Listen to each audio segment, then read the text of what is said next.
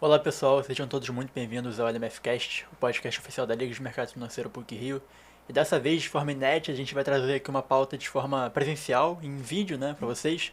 E bom, para conduzir essa conversa inédita, tanto no convidado quanto na dinâmica, eu tô aqui com o Felipe. Tudo bom, Felipe? Tudo bom, Nicola? Hoje contamos com a ilustre presença de José Eduardo Araújo, informalmente conhecido como Duda. Duda atualmente é sócio fundador e CEO da Legacy Capital na Faria Lima e conta com mais de 20 anos de experiência no mercado financeiro. Tudo bem, Duda? Tudo bom? Obrigado aí Duda, pelo convite, gente. maravilha. É um prazer imenso tê-lo aqui conosco. A gente queria agradecer primeiramente por ter aceitado o nosso convite.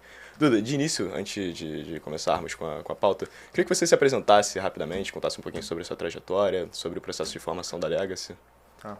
Bom, eu sou carioca, né? Administrador de empresas, quer dizer, estou no mercado financeiro, acho que, só te corrigindo, né? Mais de 30 anos. Já passei por diversas áreas e no caso da Legacy eu fui montar a empresa em 2018 com os meus sócios que eram oriundos da tesouraria do Banco Santander. E o meu papel lá é um papel de tomar conta de todas as áreas não gestão da empresa. Eu já fui gestor, já trabalhei em mesa há muitos anos, mas o meu papel lá é justamente deixar o time da gestão focado. Então, acho que talvez uma combinação interessante, que muitas assets têm esse perfil, né, essa característica também, e a gente informalmente, sem querer, colocou isso lá dentro e vem funcionando. Legal, legal. E aqui consta que no início da sua carreira você também trabalhou como trader de renda Sim. variável no IBT, gerenciando o portfólio da Ah, tesouraria. Queria que você contasse um pouquinho como é que foi esse período da sua vida, como foi a transição desse papel de gestor para, enfim, para um fundador e diretor executivo de uma empresa.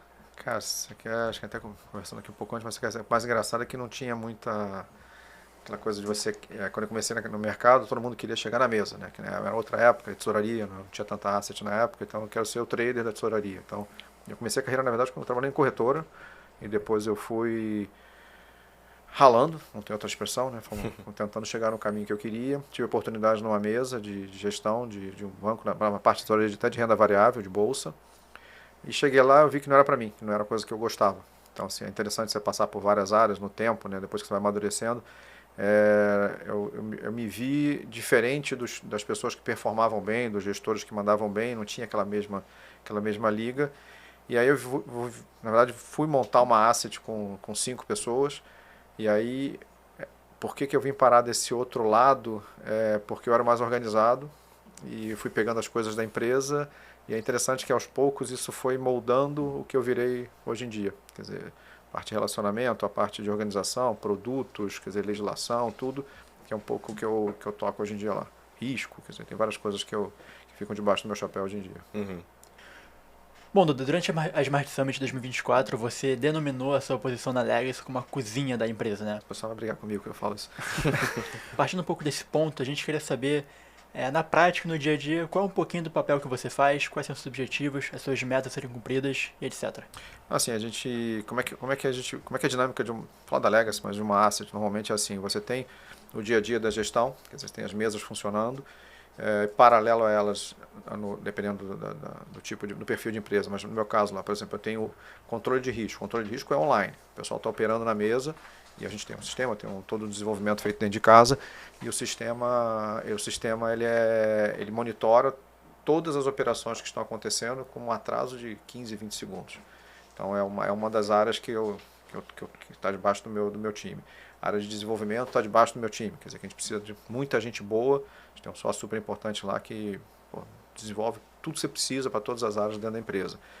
A parte de compliance está cada dia mais, assim, com essa mudança regulatória que a gente teve esse ano, ela está ficando cada vez mais, importante ela já era, mas mais complexa. Produtos, você tem que pensar para onde o mercado está indo, o que você está fazendo, entender a regulação, quer dizer, aí o produto já mistura um pouco a parte de relacionamento comercial, você tem que entender os seus clientes, quer dizer, quem são os seus clientes, qual o perfil, vou montar um produto para o perfil de varejo, produto perfil private, quero desenvolver uma área nova, o mercado está indo em uma direção, sei lá, de ter uma demanda muito grande, como está acontecendo agora de crédito, a gente antecipou muito bem isso, a gente montou uma estrutura de crédito em 2020, e agora que ela está começando a pegar atração, quer dizer, então tem esse lado de pensar no negócio E pessoas, cara, que no fim das contas é uma grande dificuldade do mercado. O mercado também mudou bastante nesse sentido. Você administrar, entender os anseios, quer dizer, e ter alguém ali que fica de olho nisso. Isso faz diferença no tempo. E pegando um gancho, se você tivesse que dar um pitch a parte preferida do seu dia, qual que seria e por quê? Eu adoro o que eu faço. Eu chego cedo, saio tarde todo dia, mas eu me dedico muito ainda na parte de relacionamento com os clientes, tá? Eu ainda tenho um pouco essa... Até porque eu consegui, quer dizer, acho que é um pouco...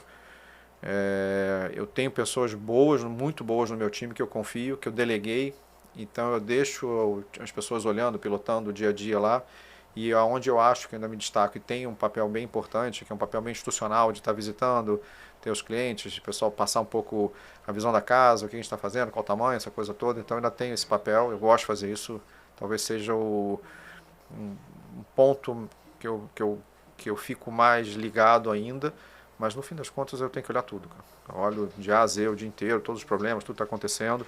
É porque realmente você tem que ter um time bom. Acho que o grande segredo de várias assets grandes aí do mercado é você ter as melhores pessoas ou pessoas melhores que você trabalhando junto, né? Acho que isso faz diferença. Bom, a gente vai partir agora um pouquinho para a filosofia de investimento dentro da Legacy, né? Tá. A gente queria perguntar um pouquinho de forma breve, e na verdade aprofundada, se você puder falar, quais são as estratégias adotadas pela casa para obter, enfim, retornos mais elevados, enfim, proteger o recurso de forma diferencial dos demais. O que vocês buscam de ser diferentes, né? Eu acho assim, o nosso modelo assim, é uma continuidade, né? A Legacy é a continuidade de um trabalho que meus sócios já faziam na tesouraria do banco. E a gente, acho que talvez o nosso primeiro grande acerto foi empacotar isso dentro do fundo. Então a gente, apesar de ter uma casa que está completando 6 anos agora, o tempo que eles trabalham juntos, fazendo a mesma coisa, num processo que ele segue evoluindo, já está quase, chega a 20 anos, mas bem próximo disso. Tá, 17, 18 anos, se não me engano, juntos fazendo a mesma coisa. O que a gente veio fazendo, acho que aí tem um pouco a ver com o crescimento da empresa, foi a gente tornar a gestão e a análise dos mercados que a gente opera mais complexa e mais completa. Então, hoje em dia, a gente se propõe a oferecer um portfólio dentro do fundo sem uma restrição de geografias. Então, a gente opera praticamente o mundo inteiro, quer dizer, coisas que é óbvio que a gente tem acho que até dando um passo para trás, quer dizer, a gente primeiro faz a pesquisa, vê se a gente sabe fazer isso, tem alguma vantagem sob a ótica de análise e ter as pessoas certas para operar esses mercados. Então, a gente opera hoje debaixo eu tenho lá o Guerra como figura central da gestão, embaixo dele ele tem 11 estratégias de traders especialistas.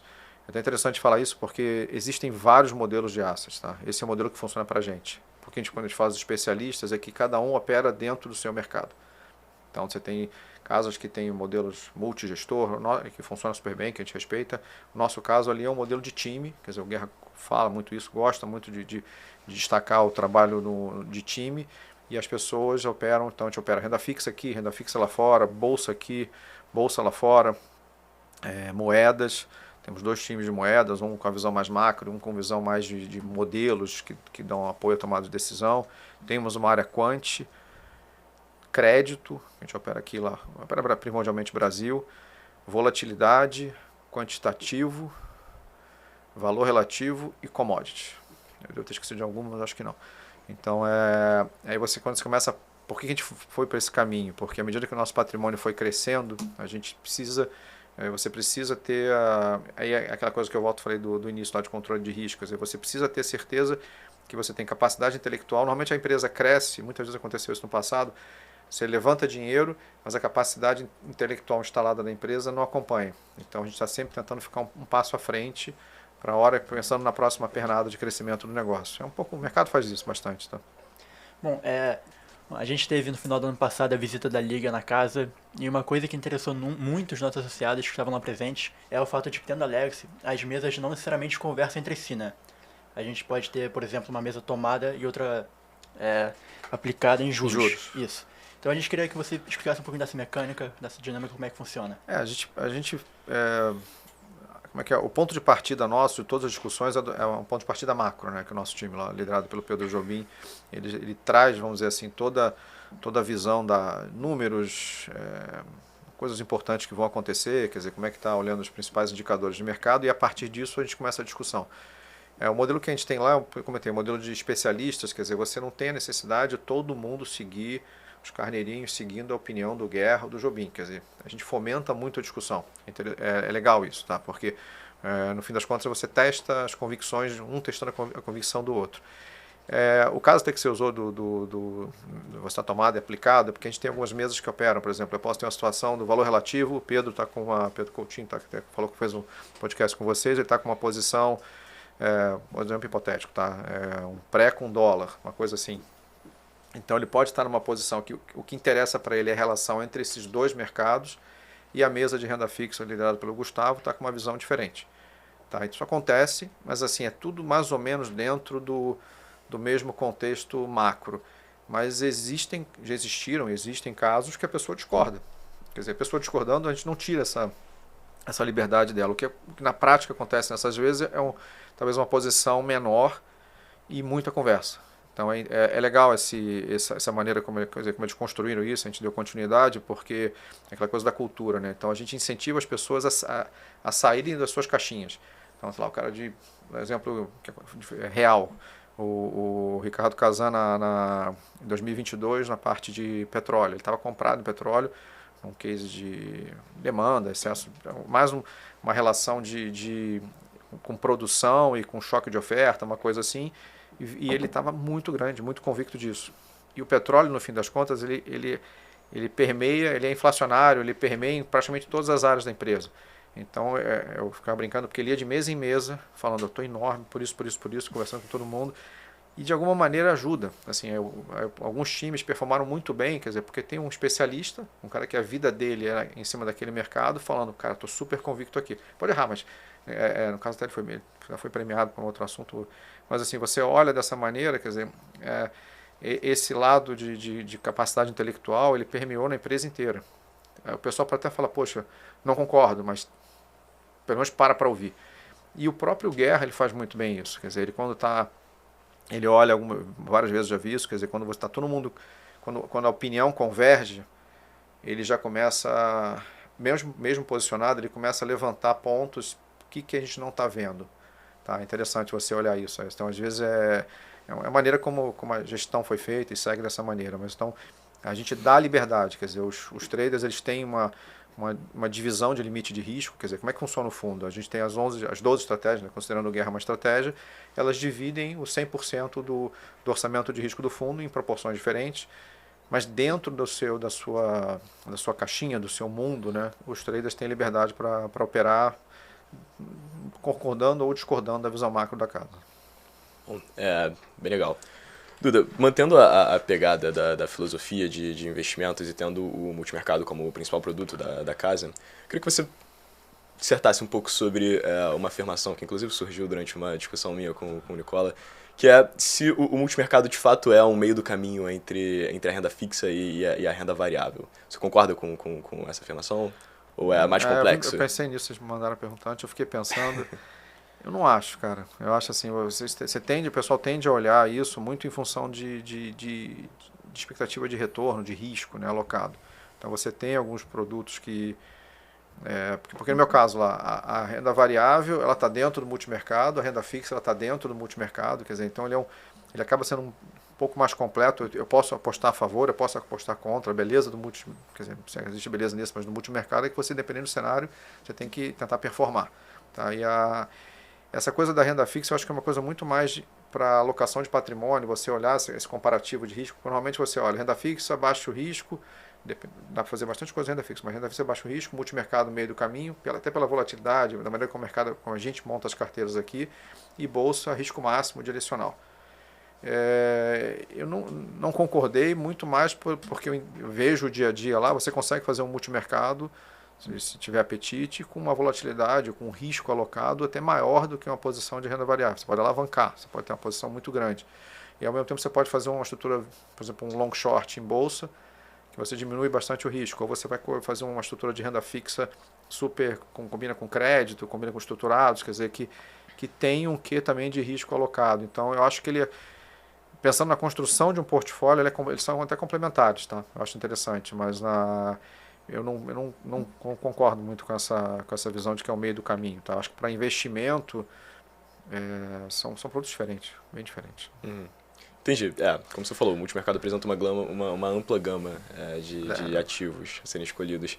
E, enfim, eu queria saber também de você, o que um investidor, pegamos um investidor novo no mercado, por exemplo, o que um investidor novo no mercado deve ter em mente na hora de escolher um fundo para investir? E, enfim, quais elementos definem um fundo, definem a filosofia desse fundo?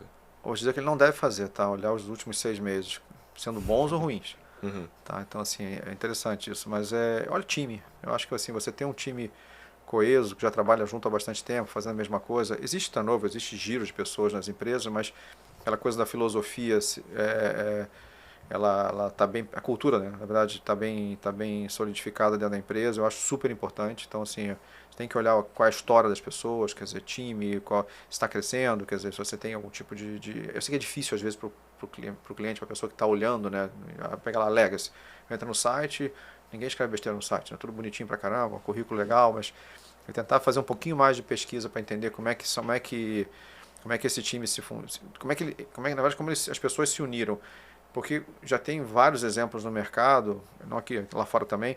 Às vezes você pega uma pessoa boa de cada lugar e coloca junto, não funciona. Então, por que, fazendo um gancho, né? Por que a Liga deu um Liga na Legacy? Por que a gente funciona? Eu acho que a gente tem um quê de processo, as pessoas se identificam com isso, quer dizer, e já vem praticando isso há bastante tempo.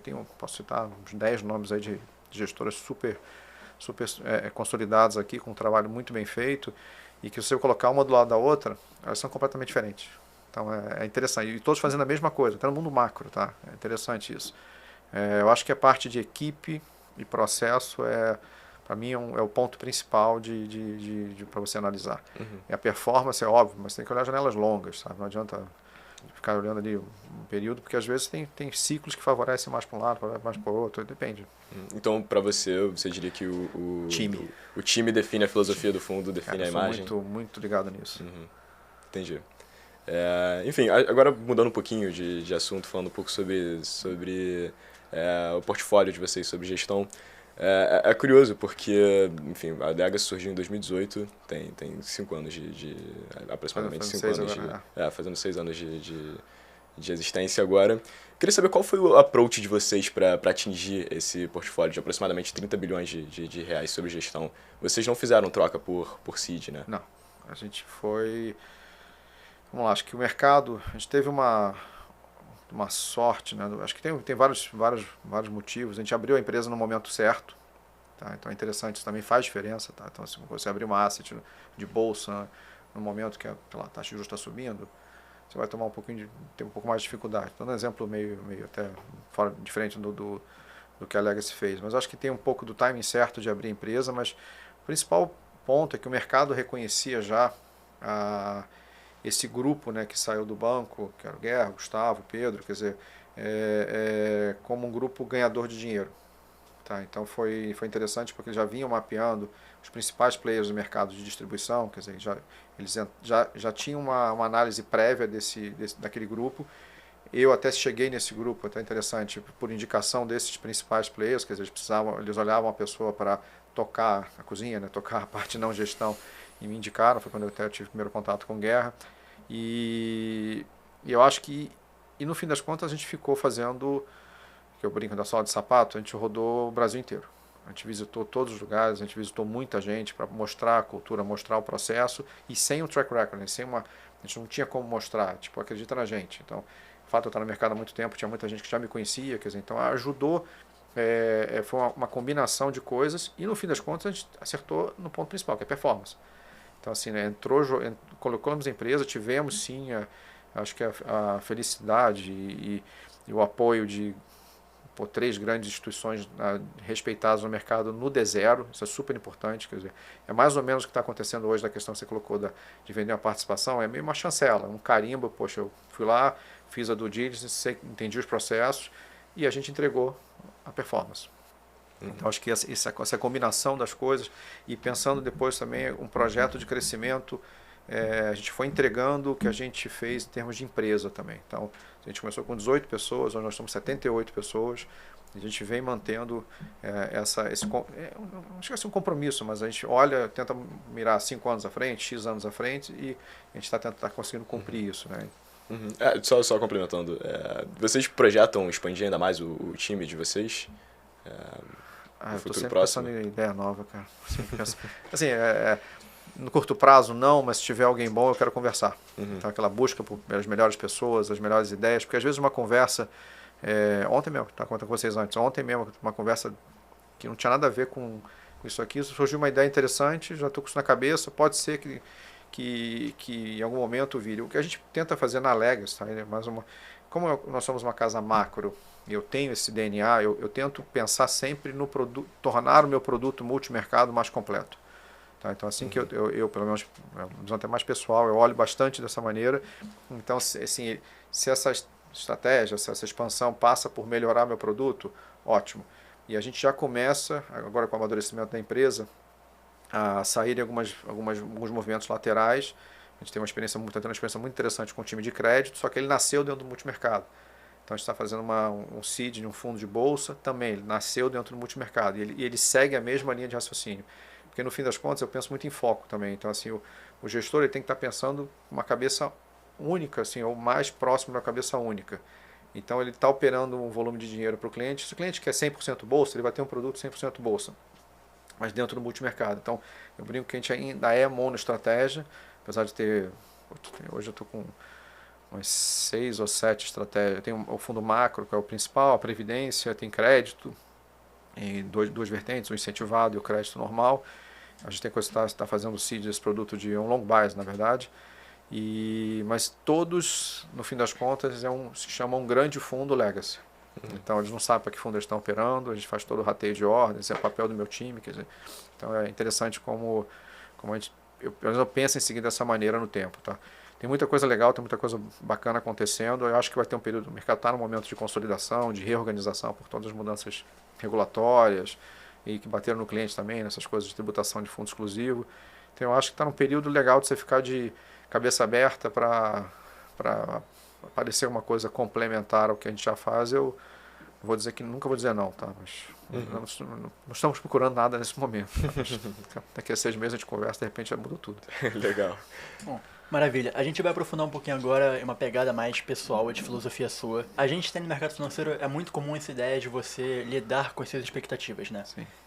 Se você tivesse que olhar para trás, na Legacy, na Gap ou em outro momento da sua vida que seja, e pegar uma dessas experiências que tenha te trazido um crescimento pessoal, qual que seria? Até pensando nisso, eu vim até mais recente, tá? Que é uma coisa que a gente tenta lidar, a gente fica o dia inteiro tentando se cercar do imponderável, né? Assim, a gente está indo numa direção, você tem dois lados, tem a empresa e tem a gestão. E você olha, traçamos um cenário macro, a gente fica sempre pensando o que a gente esqueceu de olhar e que pode, de alguma maneira, atrapalhar a posição, fazer a gente perder dinheiro. E o evento do Covid foi um evento muito importante para a gente, porque pegou de A a Z todo o processo, quer dizer, não pegou a gente na física. Então, assim, a gente olhava a gestão, quer dizer, a gente teve um momento de quebra de patamar, desalavancagem global, meio sem saber o que ia acontecer. A empresa está começando, a gente tinha um ano de empresa, um ano e pouco de empresa. Dentro do negócio, você tem todas as estruturas de compliance, de disaster recovery, de contingência, pessoas, quer dizer, e de repente tudo isso veio em 2 semanas. A gente teve que se preocupar com a performance do fundo, qual a decisão de gestão que a gente tinha ali para preservar o capital do cotista, quer dizer, e ali o nosso modo, tem épocas que você não tem que ganhar dinheiro, tem épocas que você tem que preservar. E a gente apertou o botão de o que eu preciso fazer para ficar tranquilo com o patrimônio dos clientes, entendendo que em algum momento, que a gente não sabia se ia ser 1, 2, 3, 6 meses à frente, ia dar muita oportunidade, porque está tendo um movimento de alavancagem global. Então a gente focou nisso bastante. Aí teve a fase, teve o problema de você ter que ir para casa, ter que testar quer dizer, toda a contingência que todo mundo falava e pouca gente tinha efetivamente implementado, né? Eu acho que isso também tivemos que tomar várias decisões rápidas.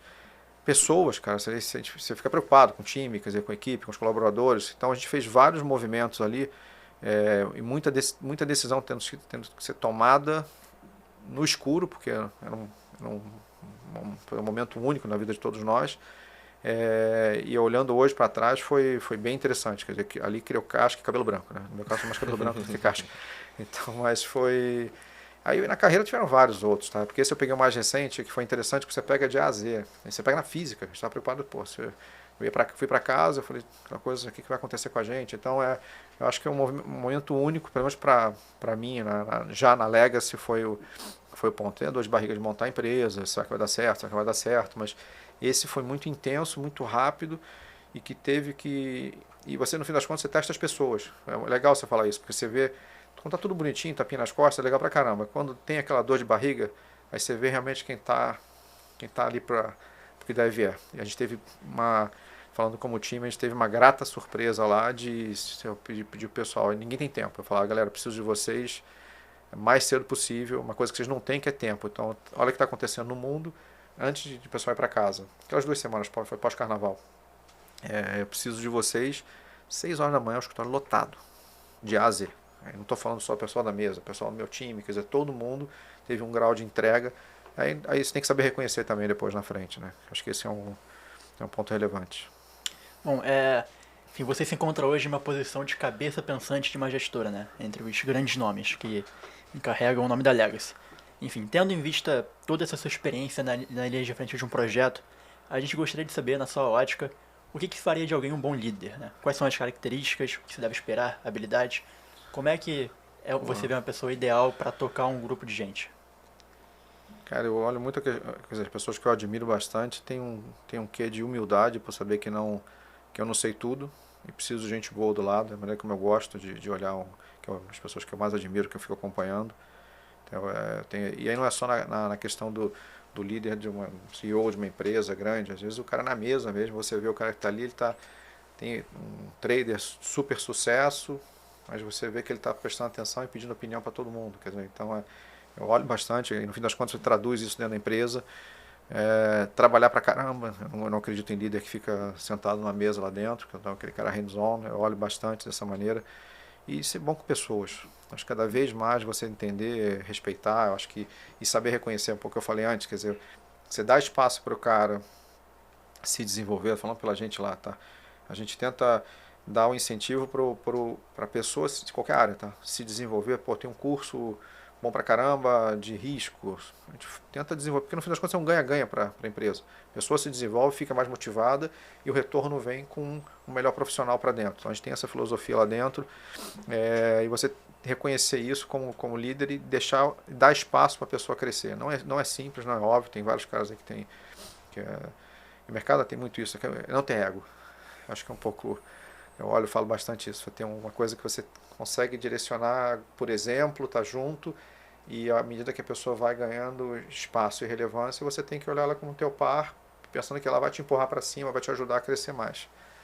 Acho que tem vários exemplos aí no mercado, quer dizer, que eu gosto pra caramba, e eu me espelho muito algumas pessoas até hoje com essa característica, tá? Mas isso muda no tempo também. Acho que esse tema pessoas para algumas áreas, para algumas coisas, tem feito muita diferença no mercado, tá? Uhum.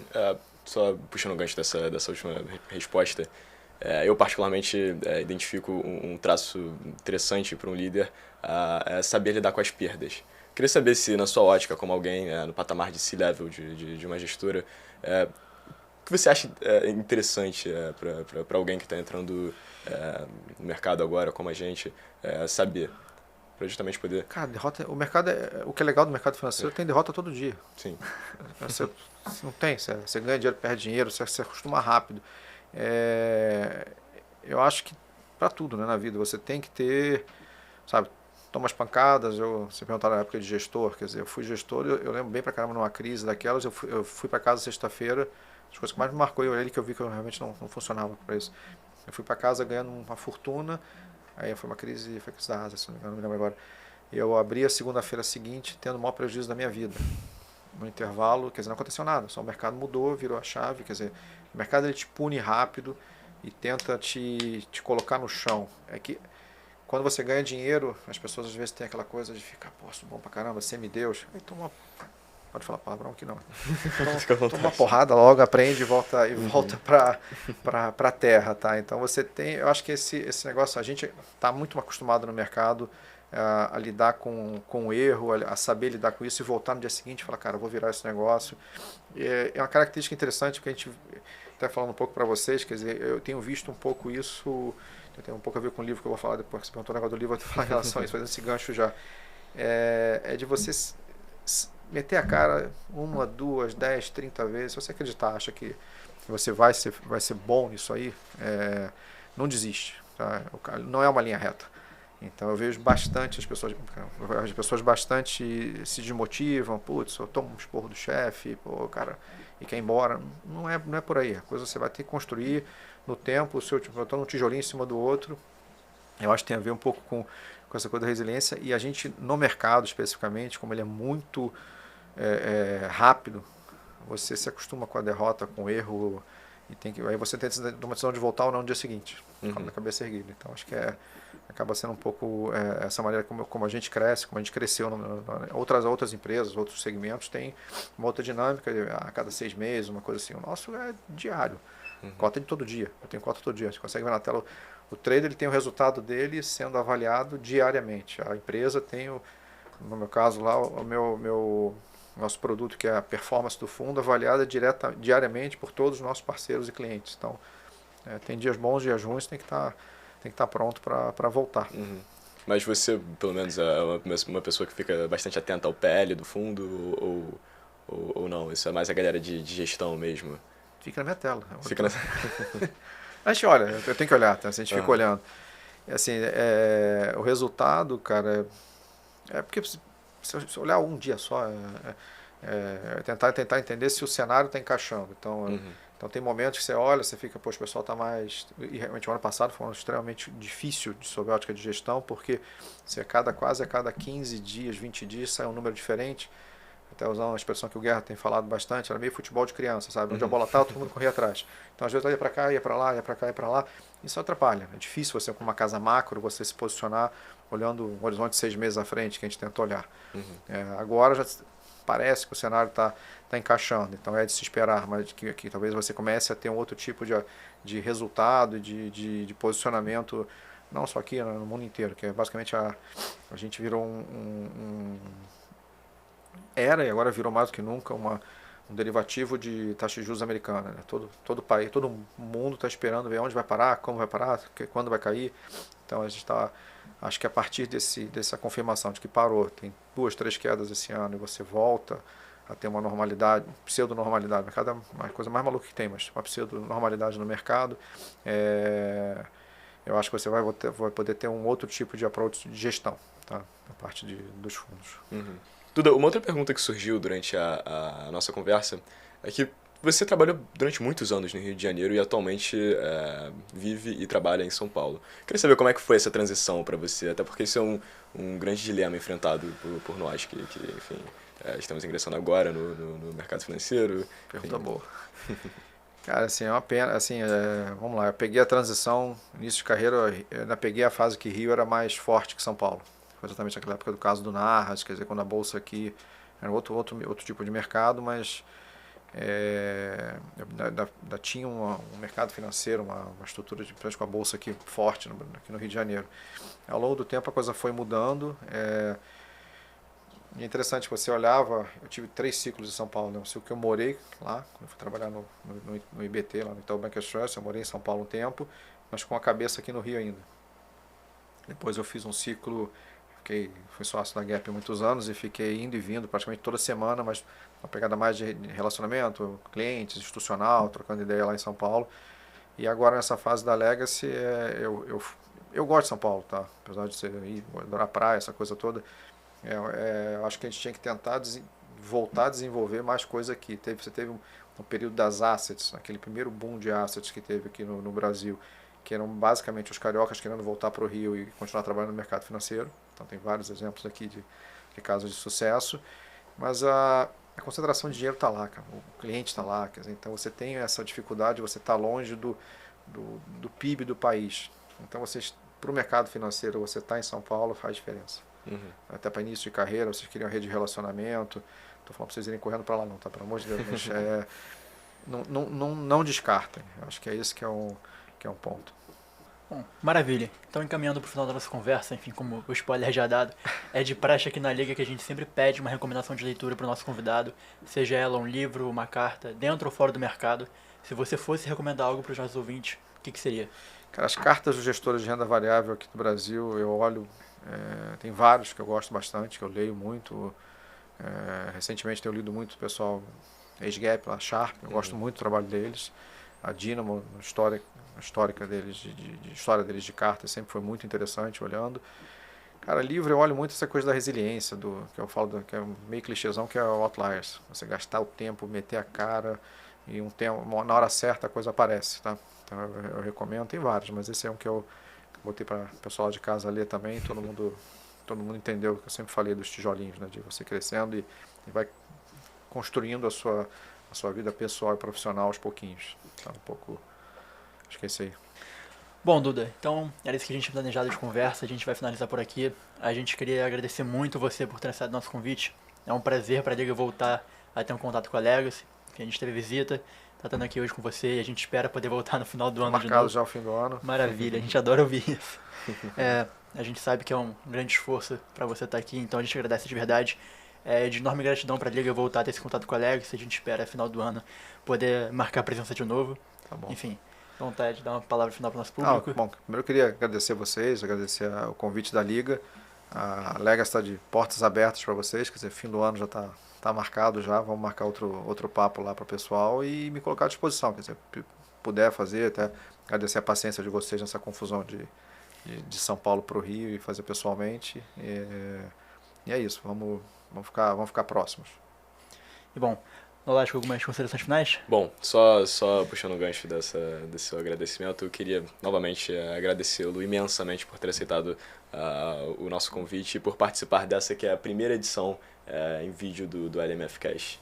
Também gostaria de agradecer imensamente a todos aqueles que assistiram o episódio até o final. Vocês podem conferir tanto vídeo quanto áudio na maior parte das plataformas digitais. Muito obrigado, pessoal, e até a próxima.